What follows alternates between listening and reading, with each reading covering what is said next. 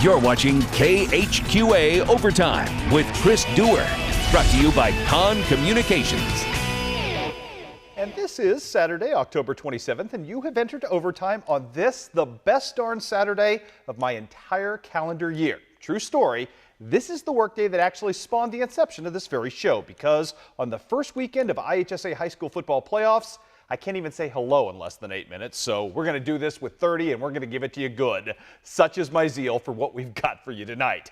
And we got a jump start on the road to Champaign last night with 3 games and 2 local winners. Let's see if we can up the ante tonight, starting with the team whose unblemished record suggested is best heeled for a run at championship gold in Champaign. That would be Central Southeastern today, opening up their quest against Argento Oriena. First round game, already up 6-0. Central Southeastern goes to work, and who else you going to give it to? Dalton Hubner came in averaging 14 yards a carry. He upped the average right here. Great take all the way down to the 1-foot line. If he's going to go that far, you might as well let him take it in. PAT would fail, but Central Southeastern would be up after that 39-yard run and the 1-yard capper by a 12-0 lead. However, the Bombers would answer. Gage Eller looking to Ryan Redpath for the touchdown right there. 12-7 your score at this point. Later, the Panthers take command. Douglas Weiss punctuates a 1-yard touchdown run by Hubner with his 2-point conversion. It's 20-7 Central Southeastern. The defense big in the second half, and in the end of the first half, for the Panthers, Marcus Landis going to come up with a quarterback takedown right here. Good stuff in a game that would get chippy at times. How about this? Central Southeastern looking to extend their lead. Screen pass right here on 4th and long from Seth Leeser to Dalton Hubner. The game breaker extends the lead. More to come right here from the Central Southeastern defense. It's Cole Phillips going to come up with the snare and the interception at that point, and that is going to set up an even bigger lead in this game after that 7-point score.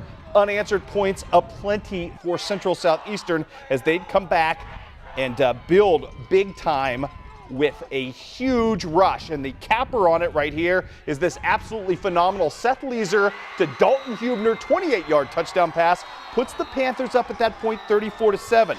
Strangely though, Argento Oriena woke up in a hurry. In the course of 3 plays, 2 quick touchdowns, including this Cameron Hupp touchdown to cut that lead down to 34-20. But Central Southeastern equal to the task with the Bombers threatening again. It's Douglas Weiss with his 2nd interception of the day, this one in the end zone, and that sets up this. Weiss going to take it all himself, 52 yards to pay dirt as Central Southeastern opens up with yet another playoff victory. A great start to things, knocking off Argento Oriena 40-29 and punching their ticket into the second round. The Panthers excited, they should be, because they're also going to be back at home coming up next week. Games already set, 2 o'clock against Cerro Gordo. Cerro Gordo today a winner over Lawrenceville 42-14. Again, that game already set up in Class 2A. And on the other side of the bracket, we now know who Illini West, who won nicely on the road last night at Tremont, is going to play. It's going to be Clifton Central as expected. Clifton Central shut out Moments today. 26-0 was your final.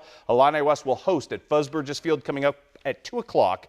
On Saturday. Let's slide you down to Class 1A, Concord Triopia. Here's a fun fact for you. Since that loss to Central Southeastern about a month ago, the Angry Trojans have outscored their opponents 137-0.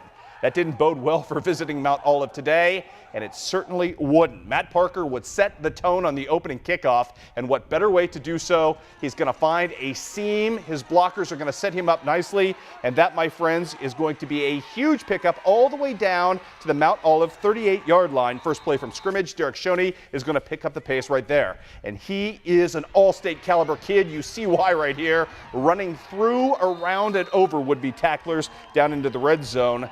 Good setup right there. Eventually, it would be Cody Curry right here with a big pickup. He's going to take it all the way down to the 1-foot line, which would set up the first of many Derek Shoney touchdowns on the day. Mr. Shoney going to get to finish this thing off.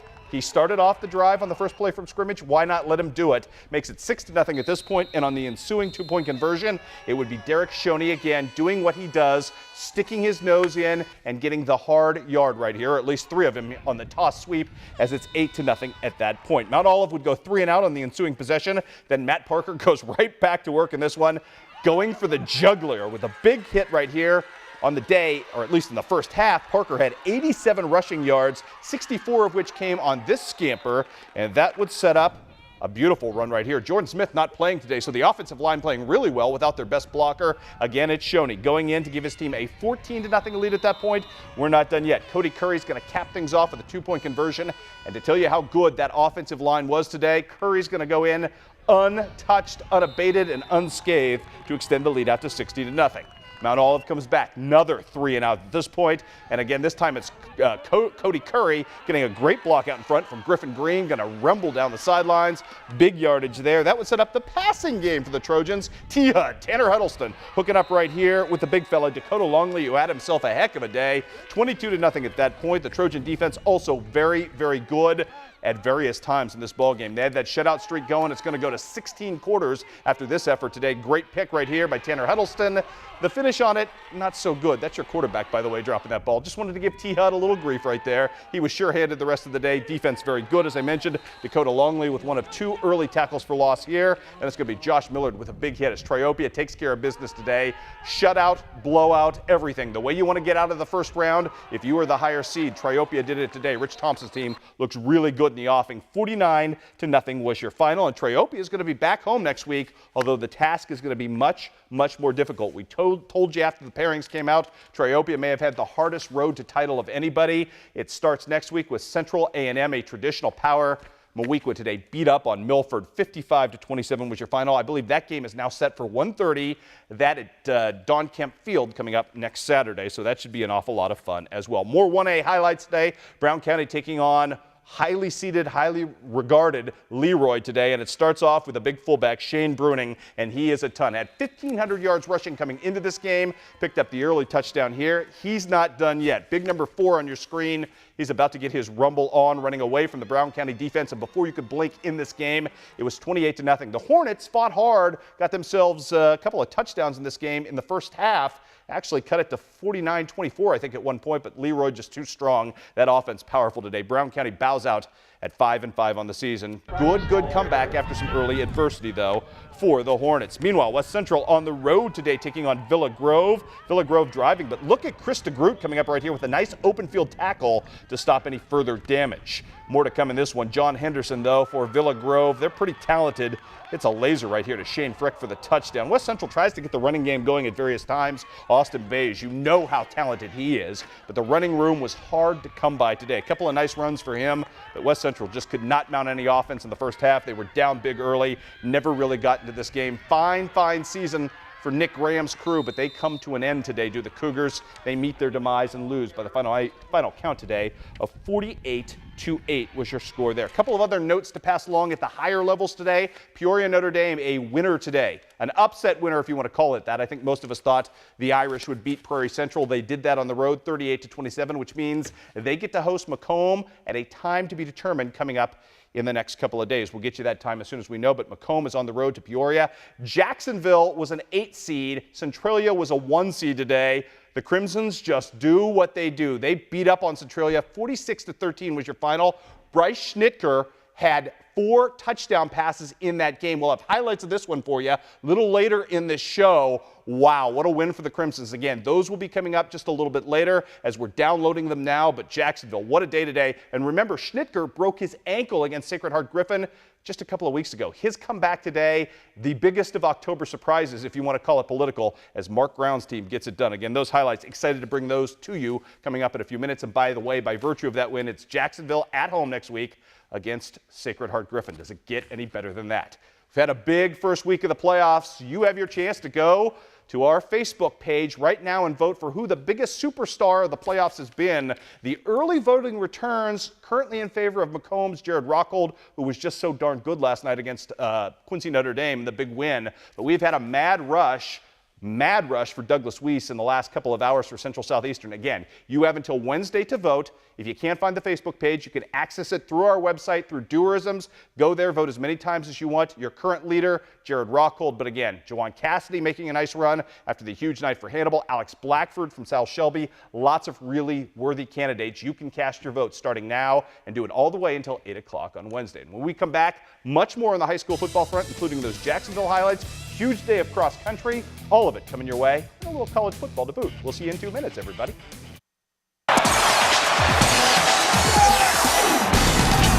You're watching KHQA Overtime with Chris Dewar, brought to you by Con Communications. And welcome back to Overtime, everybody. Now, earlier this week, we brought you the inspiring story of the Liberty Eagle cross country teams and their season-long efforts to honor their late teammate Cassie Klinging, who was killed in a car accident in August with a berth in the state meet. That task took place today in one of the toughest sectionals in the entire state at Elmwood. Let us take you to the highlights of that today. Tough day for everybody locally involved. We'll start you out on the boys' side of things. Quincy Notre Dame's Luke Watson in 9th place at the halfway point. Pittsfield's Jeremy Malincrot just a couple of seconds behind, as well as both runners trying to get into the pack, but there were a lot of really good teams in this one. Watson ends up finishing 11th on the day. He was your top local at 16:04. Jack Cavett in 12th at 16:06. Malincrot is 16th at 16:12. Brett Gennenbacher, I should say, was your leader for Liberty, good for 37th place. But the Liberty boys and individuals do not get to state. How about on the girls' side? Karen Paisley of Macomb approaching the finish line. She's passed at the last second, ends up finishing 4th. She was your top local finisher overall at 18:30. Jackie Graham would lead Liberty. She was in 17th place overall at a time of 19:29. Here's Illini West Carly Garnett taking 28th. Liberty's Taylor Klingel was 2 spots back from there, but unfortunately no local teams get through. The only real big splash today by our friend, Miss Karen Paisley, who's headed her way to state. She tells you it wasn't an easy task getting there today either. I think the weather was kind of perfect today. I like a little bit colder weather and the wind wasn't too bad. And then for the course, it's really hilly and stuff and kind of tough, but I feel like if I push it and stuff, then I'll have a good time today. My goal really was just to be in the top 10, and I knew I could do it if I just pushed with the other girls around me. But it was a really tough race today, so I'm proud of how I did in my team. So congratulations to her, Watson, Cavett, and as you saw, Karen Paisley, all headed off to state next week, but that's it. That tells you just how tough it was in the state of Illinois. In the state of Missouri, the news is much better. The Marion County boys are district champs today, led by outstanding running efforts from both Ryan Tucker and Reed Plunkett to get their way through. The Marion County girls also are state-bound as they take 3rd place today, led by Kaylin Spratt's 7th place finish. So at the Class 1 level, good showing, and even better showing today at the Class 2 level. The Bowling Green dynasty continues for Matt Chance. His boys, district champions for the 11th straight year. That's ridiculous. That program, so good. Coach Chance does a great job, and his girls showed up well as well. They're qualifying for state for the 9th straight time, so congratulations to both groups. Great showing from Bowling Green as that crew gets it done and gets it done today. So good stuff there as well. How about some college football for you today? The big showdown today between Illinois College and Monmouth at Monmouth. Illinois College had been beaten 14 straight times by Monmouth in this game. IC up 7-0. Michael Bates right here with a great completion to Kevin Wallace to the sideline. That would set up Dakota Lammy right here with the 3-yard touchdown. IC jumps out to a 14-0 lead, attempting to break the streak. The Scots would score on a touchdown pass to make it 14-7 on the next IC drive. Hey, here's a familiar face. Michael Lafferty, the former Illini West star, playing center field right here. Got the interception and the great return for the Scots. And that would set it up for the big fella. Yoke 'em if you got him, because Trey Yoakum's about to make history. Touchdown right here today for the big fella out of Bushnell Prairie City, Avon. Lots of locals on both sides in this one. Great stuff right there. Ties the game at 14, but Michael Bates, playing healthy for the first time in 3 weeks, or at least reasonable healthy, goes and hits the touchdown pass to Wallace to make it 21-14 IC at the half. 4th quarter, IC up 24-14. The pride of Brown County, Ace Hendricks, with a 30-yard field goal, cuts that lead down to 24-17. Under 5 minutes to play, Monmouth down 10, needing a 4th down conversion. Fluke touchdown coming up right here off the tip ball. Somehow the Scots got their luck going, and, you know, if you're Garrett Campbell, you kind of feel like it's always this way against Monmouth. They seem to find a way, and that touchdown, my friends, gets Monmouth back in the ballgame, makes it 27-24 IC at that point, but IC responds to the adversity minutes later. Again, Dakota Lammy gets his. It's his 3rd rushing touchdown of the day, 34-24 at that point. Scots add a late touchdown to make it a 3-point game. And again, Trey Yoakum today setting the new career rushing record for touchdowns. Just not enough, though, as IC finally gets off the schneid. They get the win today. Final count in this one, 34-31. We'll hear more from IC coming up later this weekend as Ross Green has a little bit of goodness for you to bring along Blue Boy style later this week. How about Culver Stockton today at home for homecoming, taking on nationally ranked Baker. Going in, we're honoring Max Zumwalt, the late, great Pittsfield star who passed away last year. with you saw his number and his plaque being brought down with the rest of the team. Very class move. Culver Stockton defense very strong in this one. So too the special teams, forcing a turnover on downs and a pressured punt here. Culver Stockton's Desmond Williams would then take over right here, running the ball deep into Baker territory. Then Phillips would just continue the push. He's going to move it on down to the 2-yard line eventually. Baker's defense, though, going to hold right here, so Culver Stockton would have to settle for an early field goal, but they did have the early 3-0 lead. Thank you to this Michael field goal right here by Michael Carmelgo. I think that's how you pronounce it. I'm sorry if I messed that up, but it's 3-0 at that point. Baker, though, takes the lead on a touchdown pass to Jake Green right here, which puts them up and actually puts them up to stay. Valiant effort from Culver, who's playing better week to week, coming off the first win of the season last week, but it would be Baker getting the victory today. 29-9 was your final. The rest of the news, not very good today. Quincy University's struggles continue as they end up losing on the road at Central State. Nick Lonergan out of Jacksonville with a touchdown but 2 interceptions today. Pittsburgh State, the defending national Division II champs, beat Truman State 20-6. Biggest news of the day comes to us from the pride of Hannibal. Matt Sims, kicking for Northern Illinois, sets a new school record with a 54-yard field goal and also had a 49-yarder as Northern Illinois beats Western Michigan 48-34 was your final there. We've got some soccer as well for you tonight. Opening of the GLVC tournament, Mike Carpenter's Hawks trying to avenge an earlier loss to Bill Jewell earlier this season. Already up 3-0 in the second half. Check out the passing. And this is in the box, mind you, just how the Hawks were pinpoint with the give and go and give and go as eventually Steve McInerney is going to find a free centering pass, and that's going to find Jeff Vanager for his second goal of the game. That, my friends, is a thing of beauty. Put the Hawks up 4-0. Again, Vanager with 2 goals. The Hawks aren't done, though. Off the penalty restart, this is Michael Andres, who's going to come free, going to hit this ball, and it's kind of going to bounce and ricochet off some guys and then just slow burn its way into the back of the net. Made it 5-0 at that point. The Hawks take care of their business in the first round of the GLVC tournament, end up winning that game 5-1 and avenge that earlier loss to William Jewell. The women playing coming up tomorrow. Also, other college scores to pass along. It would be Baker getting the sweep today of Culver Stockton, 3-0 on the women's side, 6-0 on the men's side. Better news for HLGU. Hannibal LaGrange takes care of Lindenwood Belleville. That's an ugly score, 10-3, but lots of goals there, and the women end up winning by the final count of 2-0. And when we come back, those much-promised Jacksonville Crimson football highlights. One more quick cross-country note. Want to give credit where credit's due at the 3A level today. Quincy High's Haley McNay also qualified for state over at Normal, finishing in 20th place there. So congratulations to her. She's been great all season long. Didn't want to short her in this one. Well, this is the time on the big overtime show every week where we sit down and we give you our Con Communications Connection of the Week and our nominee for the month of October. Here's the deal. We put up 4 outstanding sports couplings for your perusal, and at the end of the month, you get a chance to vote for the best of the lot, which is coming up this week. And as an incentive to vote, anyone who participates in the process becomes eligible to win a prize package from Con Communication. Our last nominee may be our best. That's up to you, but it comes from today's action. Seth Leeser, Central Southeastern, Dalton Hubner, Player of the Year candidate.